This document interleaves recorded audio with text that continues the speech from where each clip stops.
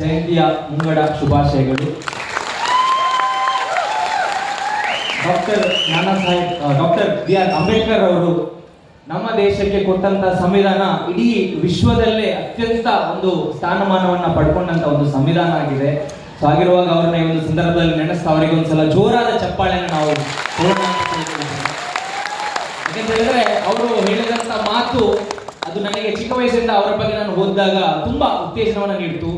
ನೀವು ವಿದ್ಯಾವಂತರಾಗಿ, ಸಂಘಟಿತರಾಗಿ, ನೀವು ಇನ್ನೊಬ್ಬರಿಗೆ ಸಹಾಯ ಮಾಡಿ, ನೀವು ವಿದ್ಯಾವಂತರಾದರೆ ನಿಮ್ಮ ಇಡೀ ಸಮುದಾಯಕ್ಕೆ ನೀವು ಸಹಕಾರ ಮಾಡಬಹುದು, ನಿಮ್ಮ ಹತ್ರ ವಿದ್ಯೆ ಇದ್ರೆ ನೀವು 4 ಜನರಿಗೆ ಉದ್ಯೋಗ ಸೃಷ್ಟಿ ಮಾಡಬಹುದು ಅನ್ನುವಂತಹ ಒಂದು ಮಾತಿನ ಉತ್ತೇಜನವನ್ನು ತಗೊಂಡು ಇವತ್ತು ಡ್ರೀಮ್ ಡೀಲ್ ಗ್ರೂಪ್ ಅಂತ ಸಂಸ್ಥೆ 7,000ಕ್ಕೂ ಹೆಚ್ಚು ಪ್ರತ್ಯಕ್ಷ ಮತ್ತು ಪರೋಕ್ಷ ಉದ್ಯೋಗವನ್ನ ನೀಡಿದೆ ಅಂತ ಹೇಳಲಿಕ್ಕೆ ತುಂಬಾ ಖುಷಿಯಾಗಿದೆ.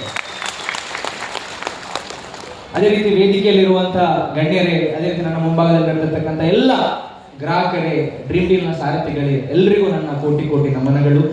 ಈ ಒಂದು ಕಾರ್ಯಕ್ರಮಕ್ಕೆ ಸ್ವಾಗತವನ್ನು ಕೂಡ ನಾನು ಬಯಸ್ತೇನೆ ಎಲ್ಲರಿಗೂ. ಡ್ರೀಮ್ ಡೀಲ್ ಗ್ರೂಪ್ ಅನ್ನುವಂಥ ಒಂದು ಸಂಸ್ಥೆ ಬಗ್ಗೆ ಒಂದೆರಡು ಮಾತನ್ನು ಆಡ್ಲಿಕ್ಕೆ ಇಷ್ಟಪಡ್ತೇನೆ. ಮುಖ್ಯವಾಗಿ ಡ್ರೀಮ್ ಅಂದ್ರೆ ಕನಸು, ಡೀಲ್ ಅಂದ್ರೆ ವ್ಯವಹಾರ ಅಲ್ವಾ? ಎಲ್ರಿಗೂ ಕನಸಿದೆಯಾ? ಏನ್ ಕನಸಿದೆ? ಏನಿದೆ? ಕಾರಲ್ಲಿ ಹೋಗೋನ್ನ ನೋಡಿದ್ರೆ ಬೈಕ್ ಇರೋನಿಗೆ ಕನಸು ಬೀಳುತ್ತೆ, ಅಯ್ಯೋ ನನಗೆ ಕಾರ್ ತಗೋಬೋದಲ್ವಾ. ಬೈಕಲ್ಲಿ ಹೋಗ್ತಿರೋನ್ನ ನೋಡಿದಾಗ ಸೈಕಲ್ ಇರೋನಿಗೆ ಕನಸು ಬರುತ್ತೆ, ಏನು ನಾನು ಬೈಕ್ ತಗೊಳ್ಬೇಕು. ಸೈಕಲ್ ಬಿಡ್ತಾ ಇರೋನ್ನ ನೋಡಿದ್ರೆ ನಡ್ಕೊಂಡು ಹೋಗ್ತಿರೋನ್ ಕನಸು ಕಾಣ್ತಾನೆ, ನನಗೂ ಸೈಕಲ್ ಬೇಕು ಅಂತ. ನಡ್ಕೊಂಡು ಹೋಗ್ತಿರೋನ್ನ ನೋಡಿದ್ರೆ ನಡಿಲಿಕ್ಕೆ ಆಗದಿರೋ ಕಾಲು ಸಮಸ್ಯೆ ಇರುವಂತ ವ್ಯಕ್ತಿ ಅನ್ಕೊಳ್ತಾನೆ, ಅಯ್ಯೋ ನಾನು ನಡಿಬೇಕು. ಹೌದಲ್ಲ? ಕೂತ್ಕೊಳ್ಳಕ್ ಆಗದಿರುವಂತ ವ್ಯಕ್ತಿಗೆ ಕೂತ್ಕೊಳ್ಳುವಂಥದ್ದು ಕನಸು. ಪ್ರತಿಯೊಂದು ಕೂಡ ಈ ಒಂದು ಪ್ರಪಂಚದಲ್ಲಿ ಇರುವಂತದ್ದು ಕನಸು ಕನಸು ಕನಸು. ಹೌದಲ್ಲ? ಚಿಕ್ಕ ವಯಸ್ಸಿನಲ್ಲಿ ತುಂಬಾ ಕನಸುಗಳನ್ನ ನಾವು ಕಂಡಿರ್ತೀವಿ. ತದನಂತರ ನಾವು ಸಮಾಜಕ್ಕೆ ಬರ್ತೀವಿ. ಸಮಾಜಕ್ಕೆ ಬಂದ ಮೇಲೆ ಸಮಾಜದಲ್ಲಿ ಇಲ್ಲಿ ಕೂತವರೆಲ್ಲರೂ ಕೂಡ, ನಾನು ಕೂಡ ಚಿಕ್ಕ ವಯಸ್ಸಲ್ಲಿ ಅನ್ಕೊಂಡಿದ್ದೆ ಸುಜನ್ ಲೋಕೇಶ್ ಅವ್ರ ತರ ನಾವು ಕೂಡ ಒಬ್ಬ ಹೀರೋ ಆಗ್ಬೇಕು ಅಥವಾ ಒಬ್ಬ ಕಲಾವಿದ ಆಗ್ಬೇಕು ಅಂತ ಎಲ್ಲಿರೋರು ನಾವು ಅನ್ಕೊಂಡಿದ್ವಾ ಇಲ್ವಾ? ಎಲ್ಲರೂ ಅವರವರ ಪಿಕ್ಚರ್ ಅಲ್ಲಿ ಅವರೇ ಹೀರೋ ಹೀರೋಯಿನ್ಸ್. ಆದ್ರೆ ತದನಂತರ ನಾವು ಸಮಾಜಕ್ಕೆ ಬರ್ತೀವಿ, ಅಲ್ಲಿ ತುಂಬಾ ಜನರನ್ನ ನಾವು ನೋಡ್ತೀವಿ, ಅವರಲ್ಲಿ ಉತ್ಸಾಹ ಇರಲ್ಲ, ಉತ್ತೇಜನ ಇರಲ್ಲ, ನನ್ನಿಂದ ಮಾಡ್ಲಿಕ್ಕೆ ಆಗಲಿಲ್ಲ ನಿನಗೂ ಮಾಡಕ್ ಆಗಲ್ಲ ಅನ್ನುವಂಥ ವಿಚಾರವನ್ನು ನಮ್ಮ ತಲೆಗೆ ತುಂಬ್ತಾರೆ. ಹೌದಲ್ಲ? ಅದಾದ್ಮೇಲೆ ನಾವು ಅನ್ಕೊಳ್ತೀವಿ ನಮ್ಮ ಕೈಯಿಂದ ಮಾಡ್ಲಿಕ್ಕೆ ಸಾಧ್ಯ ಇಲ್ಲ, ಬರೀ ಬಂದ್ವಾ, ಬಿಲ್ ಕಟ್ಟದ್ವಾ, ಕರೆಂಟ್ ಬಿಲ್ ಕಟ್ಟದ್ವಾ, ಊಟ ಮಾಡಿದ್ವಾ, ಬದುಕದ್ವಾ, ಸತ್ವ ಅಂತ ಹೋಗೋಣ ಅಂತ ನಾವು ಹೋಗ್ತೀವಿ. ಹೌದಲ್ಲ? 84 ಲಕ್ಷ ಜೀವರಾಶಿಗಳಲ್ಲಿ ಕನಸನ್ನ ಕಂಡು ನನಸಾಗಿಸ್ಲಿಕ್ಕೆ ಅರ್ಹತೆ ಇರುವಂತ ಅಥವಾ ಸಾಧ್ಯತೆ ಇರುವಂತ ಒಂದೇ ಒಂದು ಜೀವಿಯಾಗಿರುತ್ತೆ ಮನುಷ್ಯ ಜೀವಿ. ಸೊ ಹಾಗಿರುವಾಗ ನಮ್ಮ ಕನಸನ್ನ ಫುಲ್ಫಿಲ್ ಮಾಡುವಂತ ಎಲ್ಲ ಜವಾಬ್ದಾರಿ ನಮ್ಮದೇ ಆಗಿರುತ್ತೆ. ಈಗ ನೋಡಿ, ದೇವರು ನಮಗೆ ಎಷ್ಟು ಶಕ್ತಿ ಕೊಟ್ಟಿದಾನೋ ನಮ್ಮ ಕನಸನ್ನ ಫುಲ್ಫಿಲ್ ಮಾಡ್ಲಿಕ್ಕೆ, ಖಂಡಿತವಾಗ್ಲೂ ಆ ಶಕ್ತಿಯ 100% ಅನ್ನ ಬಳಸ್ತಾ ಇಲ್ಲ, 2% ಮಾತ್ರ ಬಳಸ್ತಾ ಇದ್ವಿ. ಇನ್ನು 98% ಹಾಗೆ ಉಳಿಸಿ ದೇವ್ರ ಹತ್ರ ತಗೊಂಡೋದ್ರೆ ದೇವ್ರು ಖುಷಿ ಆಗ್ತಾನ? ಖಂಡಿತ ಇಲ್ಲ. ಹೌದಲ್ಲ? ಸೊ ಹಾಗಿರುವಾಗ ನಾವೊಂದು ಕನಸು ಕಂಡ್ವಿ. ಏನಂತ ಕನಸು ಕಂಡ್ವಿ ಅಂತ ಹೇಳಿದ್ರೆ, ಇವತ್ತು ನಮ್ಮ ದೇಶದಲ್ಲಿ ನಾನೊಂದು ಇಂಜಿನಿಯರಿಂಗ್ ಕಲಿತಾ ಇದ್ದಂತ ಸಂದರ್ಭದಲ್ಲಿ ಒಂದು ಕೋಟ್ ನಾನು ಓದಿದೆ. ಇಂಡಿಯಾದಲ್ಲಿ ನೀವು ಹೆಲಿಕಾಪ್ಟರ್ ಅಲ್ಲಿ ಹೋಗಿ 3 ಕಲ್ಲು ಕೆಳಗಡೆ ಹಾಕಿದ್ರೆ 1 ಕಲ್ಲು ಇಂಜಿನಿಯರ್ ಮೇಲೆ ಬೀಳುತ್ತೆ. ಸೊ ಹಾಗಿರುವಾಗ ಇಷ್ಟು ಜನ ವಿದ್ಯಾವಂತರಾಗಿ ಬರ್ತಾ ಇದ್ದಾರೆ, ಇಲ್ಲಿ ಉದ್ಯೋಗ ಇಷ್ಟು ಸೃಷ್ಟಿ ಗೌರ್ಮೆಂಟ್ ಇಂದ ಸಾಧ್ಯ ಆಗ್ತಾ ಇಲ್ಲ. ಸೊ ಹಾಗಿರುವಾಗ ನಾವೊಂದು ಆಲೋಚನೆ ಮಾಡೋಣ, ಒಂದು ವಿಭಿನ್ನ ವ್ಯಾಪಾರ ಆಲೋಚನೆ ಮುಖಾಂತರ ಒಂದು ಸಂಸ್ಥೆಯನ್ನ ಸ್ಥಾಪನೆ ಮಾಡೋಣ. ಆ ಸಂಸ್ಥೆಯನ್ನ ಭಾರತದಾದ್ಯಂತ ತಗೊಂಡು ಹೋಗೋಣ, 10 ಲಕ್ಷಕ್ಕೂ ಹೆಚ್ಚು ಜನರಿಗೆ ಇದರ ಮುಖಾಂತರ ಉದ್ಯೋಗ ಸೃಷ್ಟಿ ಮಾಡೋಣ ಅಂತ ಒಂದು ಆಲೋಚನೆಯಿಂದ ಸ್ಟಾರ್ಟ್ ಮಾಡಿದ್ವಿ. ಕೇವಲ 600 ಸ್ಕ್ವೇರ್ ಫೀಟ್ ಅಲ್ಲಿ ಸ್ಟಾರ್ಟ್ ಆದಂತ ಡ್ರೀಮ್ ಡೀಲ್ ಗ್ರೂಪ್ ಸಂಸ್ಥೆ ಇವತ್ತಿಗೆ ಬರೋಬ್ಬರಿ 24 ಬ್ರಾಂಚ್ ಆಫೀಸಸ್ ಗಳನ್ನ ಹೊಂದಿದೆ ಭಾರತದಾದ್ಯಂತ, ದಕ್ಷಿಣ ಭಾರತದಾದ್ಯಂತ ಹೇಳ್ಬೋದು. ಇನ್ನು ಮುಂದೆ ನೀವು ಈಗಾಗಲೇ ವಿಡಿಯೋದಲ್ಲಿ ನೋಡಿದ ಹಾಗೆ ನಮ್ಮ ಈ ಒಂದು ಬಿಸ್ನೆಸ್ ಮಾಡೆಲ್ಗೆ ಅಟ್ರಾಕ್ಟ್ ಆಗಿ ಭಾರತದ 27 ರಾಜ್ಯದಿಂದ ಹಲವಾರು ವ್ಯಾಪಾರಿಗಳು ನಮ್ಮ ಈ ಒಂದು ಮಾಡೆಲ್ ಅನ್ನ ಅವರ ರಾಜ್ಯದಲ್ಲೂ ಅವರ ಜಿಲ್ಲೆಯಲ್ಲೂ ಮಾಡ್ಲಿಕ್ಕೆ ಇವತ್ತು ಬರ್ತಾ ಇದ್ದಾರೆ. ಅದು ತುಂಬಾ ಹೆಮ್ಮೆಯ ವಿಷಯ ನಮ್ಮ ಕರ್ನಾಟಕಕ್ಕೆ ಅಂತ ಹೇಳ್ಬೋದು. ಯಾಕಂತಂದ್ರೆ ಇಲ್ಲಿವರೆಗೂ ಬಿಸ್ನೆಸ್ ಅಂತ ಬಂದ್ರೆ ಗುಜರಾತೀಸ್, ಮಾರ್ವಾಡೀಸ್ ಹೆಸರುವಾಸಿ ಆಗಿದ್ರು. ಇನ್ನು ಮುಂದೆ ಒಂದು ದಿನ ಬರುತ್ತೆ ಕರ್ನಾಟಕದ ಯುವಕರು ಕೂಡ ಭಾರತದಾದ್ಯಂತ ಹೆಸರು ಮಾಡ್ತಾರೆ ಅಂತ ಹೇಳಲಿಕ್ಕೆ ನಾನು ಇಷ್ಟಪಡ್ತೀನಿ. ಈಗಾಗಲೇ ಡ್ರೀಮ್ ಡೀಲ್ 3 ಶೋರೂಮ್ಗಳನ್ನು ಹೊಂದಿದೆ, 1.5 ಲಕ್ಷಕ್ಕೂ ಹೆಚ್ಚು ಗ್ರಾಹಕರನ್ನ ಹೊಂದಿದೆ, ಬರೋಬ್ಬರಿ 7 ರಿಂದ 8 ಸಾವಿರಕ್ಕೂ ಹೆಚ್ಚು ಉದ್ಯೋಗವನ್ನು ಸೃಷ್ಟಿ ಮಾಡಿದೆ. ಅದು ಮಾತ್ರವಲ್ಲದೆ 20ಕ್ಕೂ ಹೆಚ್ಚು ಜನರಿಗೆ ಕಾರನ್ನ ಉಡುಗೊರೆಯಾಗಿ ಈಗಾಗಲೇ ನಾವು ನಮ್ಮ ಸಂಸ್ಥೆ ಮುಖಾಂತರ ನೀಡಿದ್ದೇವೆ. 80ಕ್ಕೂ ಹೆಚ್ಚು ಜನರಿಗೆ ಟೂ ವೀಲರ್ಗಳನ್ನು ನಾವು ನೀಡಿದ್ದೇವೆ. 2,000ಕ್ಕೂ ಹೆಚ್ಚು ಜನರಿಗೆ ಚಿನ್ನದ ಉಂಗುರಗಳನ್ನು ನಾವು ನೀಡಿದ್ದೇವೆ. ಒಂದು ಬಡ ಕುಟುಂಬಕ್ಕೆ ಮನೆ ನೀಡಿದ್ದೇವೆ. 2 ಬಡವರಿಗೆ 30-40 ಲ್ಯಾಂಡ್ಗಳನ್ನು ಕೂಡ ನೀಡಿದ್ದೇವೆ. ಇನ್ನು ಮುಂದೆ ಬರುವಂತ ದಿನಗಳಲ್ಲಿ ನೋಡಿ, something is better than nothing. ನಮಗೆ ಸಮಾಜದಲ್ಲಿರುವ ಸಂಸಾರದಲ್ಲಿರುವ ಎಲ್ಲ ಸಮಸ್ಯೆಗಳನ್ನಂತೂ ಖಂಡಿತವಾಗಿ ನಿವಾರಣೆ ಮಾಡ್ಲಿಕ್ಕೆ ಆಗಲ್ಲ. ಆದ್ರೆ ಸಮಾಜಕ್ಕೆ ಒಂದು ಸಣ್ಣ ಅಳಿಲು ಸೇವೆ ಆದ್ರೂ ಡ್ರೀಮ್ ಡೀಲ್ ಗ್ರೂಪ್ ಮಾಡುತ್ತೆ ಅಂತ ನಾನು ಹೇಳಲಿಕ್ಕೆ ಇಷ್ಟಪಡ್ತೇನೆ. ಇನ್ನೊಂದು, ನಾನು ಯಾವತ್ತು ಯಾವ ಪ್ರೋಗ್ರಾಮಿಗೆ ಹೋದ್ರು, ಯಾವ ಸ್ಟೇಜ್ ಅಲ್ಲಿ ಇದ್ರು ಕೂಡ ಕನಸಿನ ಬಗ್ಗೆ ನಾನು ಮಾತಾಡ್ತೀನಿ. ಯಾಕಂದ್ರೆ ಕನಸಂದ್ರೆ ತುಂಬಾ ಇಷ್ಟ. ನಾನು ಕೂಡ ಕನಸು ಕಂಡು ಮೇಲೆ ಬಂದಂತ ವ್ಯಕ್ತಿ. ನಾನು ಕೂಡ ತುಂಬಾ ಬಡತನದಿಂದ ಮೇಲೆ ಬಂದಂತ ವ್ಯಕ್ತಿ. ನಮ್ಮ ತಂದೆ ಒಬ್ರು ಅರೇಬಿಕ್ ಟೀಚರ್ ಆಗಿದ್ರು. ಅವರು ಪಾಠ ಮಾಡ್ತಾ ಇದ್ರು ಶಾಲೆಯಲ್ಲಿ.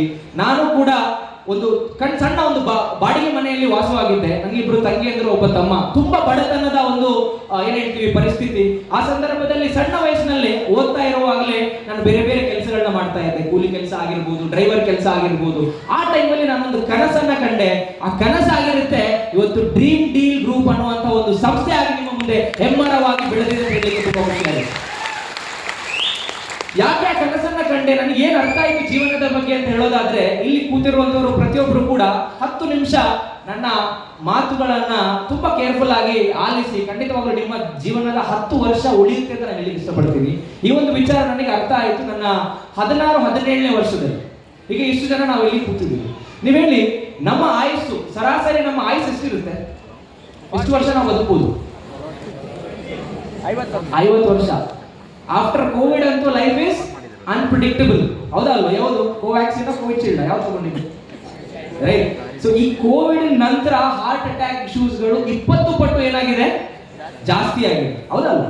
ಸೊ ಒಬ್ಬ ಮನುಷ್ಯ ಅವನು ಇಚ್ಛೆ ಪಟ್ಟಂತೆ ದುಡಿದು ಮೇಲೆ ಬರಲಿಕ್ಕೆ ಅಥವಾ ಅವರ ಸಂಸಾರವನ್ನು ನೀಗಿಸಲಿಕ್ಕಿರುವಂತ ಒಂದು ಸಮಯ ಆಗಿರುತ್ತೆ 18ರಿಂದ 54 ವರ್ಷ.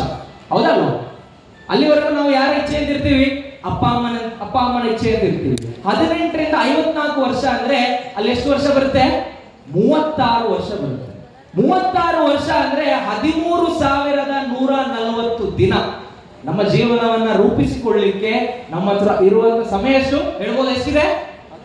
13,140 ದಿನ. ಅದರಲ್ಲಿ ಎಲ್ಲೆಲ್ಲ ನಾವು ಟೈಮ್ ಕಳೀತೀವಿ ಅಂತ ನಿಮಗೆ ಒಂದು ಸಣ್ಣ ಒಂದು ಕ್ಯಾಲ್ಕುಲೇಷನ್ ಕೊಡ್ಲಿಕ್ಕೆ ಇಷ್ಟಪಡ್ತೀನಿ.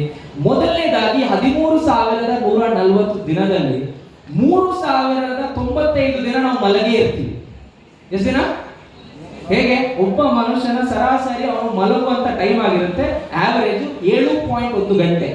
ಅಂದ್ರೆ ಈ 13 ವರ್ಷ, ಈ 36 ವರ್ಷದಲ್ಲಿ ನಾವು ಬರೋಬ್ಬರಿ 10.7 ವರ್ಷ ನಾವು ಮಲಗಿಯೇ ಇರ್ತೇವೆ. ಇನ್ನು ಸ್ವಲ್ಪ ಸೋಂಬೇರಿಗಳಂತೂ ಇನ್ನೂ 1 ವರ್ಷ, ಇನ್ನೂ 1 ವರ್ಷ 2 ವರ್ಷ ಜಾಸ್ತಿ ನಾವು ಮಲಗ್ತೀವಿ. ಹೌದಲ್ವಾ? ನಿದ್ರೆ ಪ್ರಿಯರು ನಾವು. ಇದು ನಮ್ಮ 13,000 ದಿನದಲ್ಲಿ 3,900 ದಿನ ಹೋಯ್ತು. ಅದಾದ್ಮೇಲೆ ಮನೆ ಕೆಲಸ, ಇಲ್ಲಿರುವಂತ ಗೃಹಿಣಿಯರು ತುಂಬಾ ಜನ ಇದ್ದೀವಿ. ಅದೇ ರೀತಿ ಗಂಡಸರು ಕೂಡ ಮನೆ ಕೆಲಸ ಮಾಡ್ತಾರೆ. ಹೌದಲ್ವಾ? ನಾನು ಮಾಡ್ತೀನಿ ಸಮಟೈಮ್ಸ್, ರೈಟ್? ಸೊ ಆಗಿರುವಾಗ ಹೆಂಗಸರ ಮನೆ ಕೆಲಸದ ಟೈಮ್ ಆಗಿರುತ್ತೆ ಅವರ ಈ 36 ವರ್ಷದಲ್ಲಿ 7.2 ವರ್ಷ. ಅಂದ್ರೆ ಬರೋಬ್ಬರಿ 3,905 ದಿನ ಅವರು ಕೂಡ ಮನೆ ಕೆಲಸದಲ್ಲಿ ಟೈಮ್ ಅನ್ನು ತಗೊಳ್ತಾರೆ. ಗಂಡಸರು 839 ದಿನ ತಗೊಳ್ತಾರೆ ಅಂತ ಆವರೇಜ್ ನಾವು ನೋಡೋದಾದ್ರೆ. ಇನ್ನು ಸ್ಮಾರ್ಟ್ ಫೋನ್, ನಾವೆಲ್ಲರೂ ಮೊಬೈಲ್ ಬಳಸ್ತೀವ? ನಮ್ಮ ಈ 36 ವರ್ಷದಲ್ಲಿ ನಾವು ಸ್ಮಾರ್ಟ್ ಫೋನ್ ಬಳಸುವಂತ ಕಾಲಾವಧಿ ಆಗಿರುತ್ತೆ 6.9 ವರ್ಷ. ಅಂದ್ರೆ ಪ್ರತಿದಿನ ಹತ್ತಿರ 4 ಗಂಟೆ ಅಷ್ಟು ಬಳಸ್ತೀವಿ. ಹೌದಲ್ವಾ? ವಾಶ್ರೂಮಿಗೆ ಮೊಬೈಲ್ ತಗೊಂಡೋಗಿ ಕೂತ್ರೆ ಹೊರಗಡೆ ಬರೋದೇ ಇಲ್ಲ. ಹೆಂಡತಿ ಬಾಗಿಲು ಬಿಡ್ತಾ ಇರ್ತಾರೆ, ಬೈತಾ ಇರ್ತಾರೆ. ಸೊ ನಮ್ಮ ಎಷ್ಟು ದಿನ ಸ್ಮಾರ್ಟ್ ಫೋನ್ ಅಲ್ಲಿ ವೇಸ್ಟ್ ಆಗ್ತದೆ ಅಂದ್ರೆ 1,387 ದಿನ ಸ್ಮಾರ್ಟ್ ಫೋನ್ ಬಳಕೆಯಲ್ಲಿ ಸೋಷಿಯಲ್ ಮೀಡಿಯಾಗಳಲ್ಲಿ ನಮ್ದು ವೇಸ್ಟ್ ಆಗ್ತಾ ಇದೆ. ಅದಾದ ಮೇಲೆ ಟಿವಿ ನೋಡ್ತೀರಾ? ಎಷ್ಟು ನೋಡ್ತೀರಾ?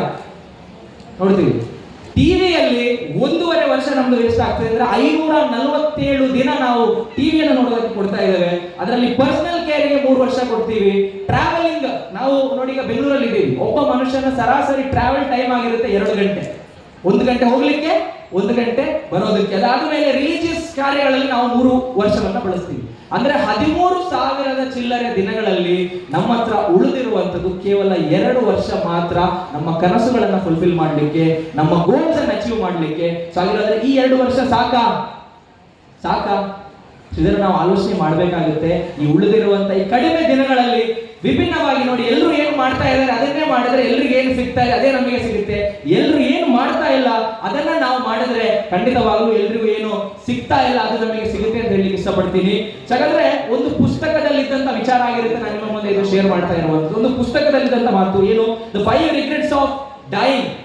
ಸಾಯ್ತಾ ಇರೋ ಬೆಡ್ ಅಲ್ಲಿರುವಂತ ವ್ಯಕ್ತಿಗಳ ಒಂದು ಆವರೇಜ್ ಅವರ ಮಾತುಗಳು, ಅವ್ರು ಯಾವುದರ ಬಗ್ಗೆ ಹೇಳಿದ್ದಾರೆ, ಯಾವ ರಿಗ್ರೆಟ್ ಇತ್ತು, 5 ರಿಗ್ರೆಟ್ ಅಂತ ಹೇಳಿದ್ರೆ ಅದರಲ್ಲಿ ಮೊದಲನೇ ರಿಗ್ರೆಟ್ ಆಗಿರುತ್ತೆ, I wish I had lived a life true to myself not to others. Right. So ನಾನು ನನಗೋಸ್ಕರ ಬದುಕಬೇಕಿತ್ತು, ಇನ್ನೊಬ್ಬರನ್ನ ಇಂಪ್ರೆಸ್ ಮಾಡಿಸೋದಕ್ಕೋಸ್ಕರ ನಾನು ಬದುಕಿದ್ದೀನಿ. ಇನ್ನೊಂದು, I wish I hadn't work so hard, ಅಂದ್ರೆ ನಾನು ಕೂಡ ನನ್ನ ಜೀವನದಲ್ಲಿ ತುಂಬಾ ಹಾರ್ಡ್ ವರ್ಕ್ ಮಾಡಬೇಕಿತ್ತು. I wish I had expressed my feelings, ನನ್ನ ನೋವುಗಳು, ನಮ್ಮ ಎಕ್ಸ್ಪ್ರೆಷನ್ಸ್ ನಮ್ಮ ಫ್ಯಾಮಿಲಿಗೆ ನಾವು ಎಕ್ಸ್ಪ್ರೆಸ್ ಮಾಡಬೇಕಿತ್ತು. I wish I had myself happy, ನನ್ನ ಜೀವನವನ್ನು ನಾವು ಇನ್ನೂ ಖುಷಿಯಾಗಿ ಬದುಕಬೇಕಿತ್ತು. ಸೊ ಇದಿಷ್ಟು ನನಗೆ ಅರ್ಥ ಆದಂತ ವಿಚಾರ. ಇದನ್ನೆಲ್ಲ ನಾನು ಇಲ್ಲಿ ಯಾಕೆ ಹೇಳ್ತೀನಿ ನೋಡಿ, ಇದನ್ನೆಲ್ಲ ಯಾಕೆ ಇಲ್ಲಿ ಡಿಸ್ಕಸ್ ಮಾಡ್ತೀನಿ ಅಂದ್ರೆ, ಈ ಸ್ಟೇಜ್ ಅಲ್ಲಿ ಕೂತಿರುವಂತವ್ರು ಎಲ್ಲರೂ ನೀವು ನೋಡಬಹುದು ಆಲ್ಮೋಸ್ಟ್ ಇರುವಂತವರು ಯುವಕರೇ, ಹೌದಲ್ವಾ?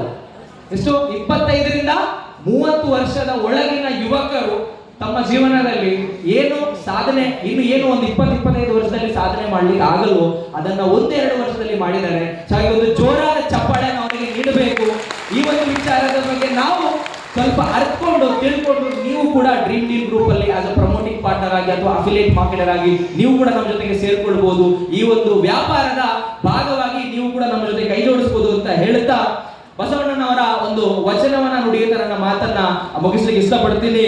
ಸನ್ಮಾನ ದೊಡ್ಡದಲ್ಲ, ಸಂಸ್ಕಾರ ದೊಡ್ಡದು, ಹಣ ದೊಡ್ಡದಲ್ಲ, ಗುಣ ದೊಡ್ಡದು, ಮನೆ ದೊಡ್ಡದಲ್ಲ, ಮನಸ್ಸು ದೊಡ್ಡದು, ವಿದ್ಯೆ ದೊಡ್ಡದಲ್ಲ, ಅನುಭವ ದೊಡ್ಡದು, ಅನುಭವವಿಲ್ಲದವನ ಬರೀ ಮಾತು ಬಿದಿರಿನ ಬುಟ್ಟಿಯಲ್ಲಿ ನೀರು ತುಂಬಿಸಿದಂತೆ ಅಂತ ಹೇಳ್ತಾ, ಇವನಾರವ ನೆಂದೆನಿಸದಿರಯ್ಯ, ಇವ ನಮ್ಮವ ನೆಂದೆನಿಸಿರಯ್ಯ, ನಿಮ್ಮ ಮನೆ ಮಗನೆಂದೆನಿಸಿರಯ್ಯ ಅಂತ ಹೇಳ್ತಾ, ಜೈ ಹಿಂದ್, ಜೈ ಕರ್ನಾಟಕ, ಜೈ ಭೀಮ್, ಜೈ ಹಿಂದ್.